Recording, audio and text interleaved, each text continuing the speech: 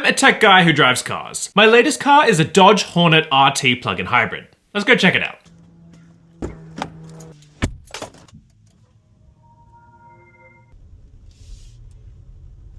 So this is the Dodge Hornet RT. It's the first plug-in hybrid from Dodge, and it sits above the standard Dodge Hornet models. The car isn't the most tech-heavy car I've driven recently, but it has some nice features to it. There's a wireless charging pad right here, along with a USB-C and USB-A port, and there's a decently sized display for infotainment there, though it's not huge. As you can see, the display supports CarPlay, which is nice, though again, the area for CarPlay is not massive, so when you head into the widget view there, you won't get a lot of screen real estate for things like your music or podcasts and the maps, but I found it to be perfectly fine. I would still recommend using CarPlay though, because the Uconnect 5 operating system is not the best. It's fine. As you can see, the design isn't terrible, but it's a little slow, not super up to date in terms of design, and kind of complicated to navigate unless you're used to how it all works. I will say that it's nice that it has Alexa built in, so if you use Alexa a lot, you can log into your Alexa or your Amazon account and use Alexa just like you would in your home. All that said, most of the time I'm sticking with CarPlay. As you would expect from a plug-in hybrid, you can switch between different modes. Here they're called e-drive modes. There's the standard hybrid mode, in which the car will kind of figure out for itself what it thinks is most efficient between using the gas engine and the electric motor. There's a fully electric mode, in which the car will rely as much as possible on the electric motor.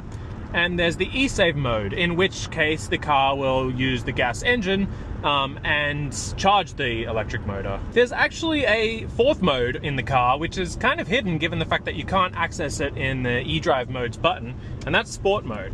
That mode will prioritize performance above all else, so you'll find that it uses the electric motor quicker and may use your gas a little quicker too. Now, one of the things I do like about the car are these physical paddles for climate controls. I don't love accessing all the climate controls through a display. I think too many cars do that. I love being able to kind of control temperature like this, and I really like the fact that you'll find temperature on the screen at all times. There are some decent driver assist features in here. Standard, you'll get things like backup cameras and blind spot monitoring and stuff. If you upgrade to the tech package, you'll get adaptive cruise control with lane centering, which can kind of give you that semi-self-driving feel when on a highway, for example. Of course, you'll still have to monitor the car and have your hands on the wheel when you're doing so. As mentioned, the car is a plug-in hybrid. It has a fully electric range of around 30 miles, which is okay. It's not great. It's a bit under par. Many plug-in hybrids these days have an electric range of around 50 miles. For some, it might be enough to get to and from work and then charge at night. For others, you'll need to still rely on the gas engine pretty regularly. You know, I kind of like the exterior design of this car. I wouldn't say it has necessarily the most personality, but the front of it looks quite nice. I like the slim headlights and the kind of grille design there at the front. Technically, the Hornet is considered like a compact crossover. It's a little small for a crossover. If you're expecting something like Model Y size, then you might be a little disappointed. Overall, I like the design of the Dodge Hornet. It's not my favorite looking car out there, but it's also not so bad. Okay, so this is the back seat of the car. Despite this car kind of being classified as a compact crossover, it doesn't really feel crossover size in the back. It's pretty tight back here. You know, I'd be fine sitting here for shorter trips, even longer trips, but there's not a lot of room. When it comes to the tech features, you will not get a third zone of climate controls, but you will get a little USB-C and a USB-A port there, which is nice. And you can kind of control the fan speed or the amount of air that's being let through. That's really all there is to the back seat. Not a lot to speak of, but you know, it's not too bad.